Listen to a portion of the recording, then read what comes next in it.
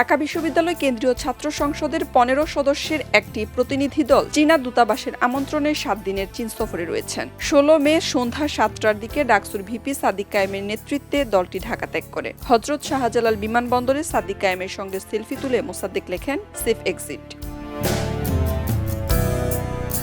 সপ্তাহব্যাপী এ সফরে ডাকসু প্রতিনিধি দল চীনের বিভিন্ন বিশ্ববিদ্যালয়, ছাত্র সংসদ, শিক্ষা ও গবেষণা প্রতিষ্ঠান, বিজ্ঞান ও প্রযুক্তি কেন্দ্র এবং অর্থনৈতিক প্রতিষ্ঠান পরিদর্শন করবেন।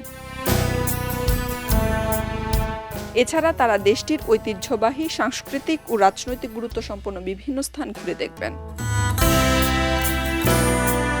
১৫ সদস্যের মধ্যে রয়েছেন ডাকসুর VP Sadiq Kayem, GS S M Farhad, AGS Mohiuddin Khan, মুক্তিযুদ্ধ ও গণতান্ত্রিক আন্দোলন সম্পাদক ফাতেমা তাসনিম জুমা, বিজ্ঞান ও প্রযুক্তি সম্পাদক Iqbal Haider, common room, reading room ও ক্যাফেটেরিয়া সম্পাদক উম্মে সালমা, আন্তর্জাতিক সম্পাদক জসিমউদ্দিন খান, সাহিত্য ও সাংস্কৃতিক সম্পাদক মোসাদ্দেক আলী ইবনে মোহাম্মদ, গবেষণা ও প্রকাশনা সম্পাদক সানজিদ আহমেদ তন্নি, ক্রীড়া সম্পাদক আরমান হোসেন, ছাত্র পরিবহন সম্পাদক আসিফ আব্দুল্লাহ, সমাজসেবা সম্পাদক এবি জুবায়ের, কেরিয়ার ডেভেলপমেন্ট সম্পাদক মাজহারুল ইসলাম, স্বাস্থ্য ও পরিবেশ সম্পাদক আব্দুল্লাহ আল মিনহাজ, মানবাধিকার ও আইন বিষয়ক সম্পাদক মোহাম্মদ জাকারিয়া।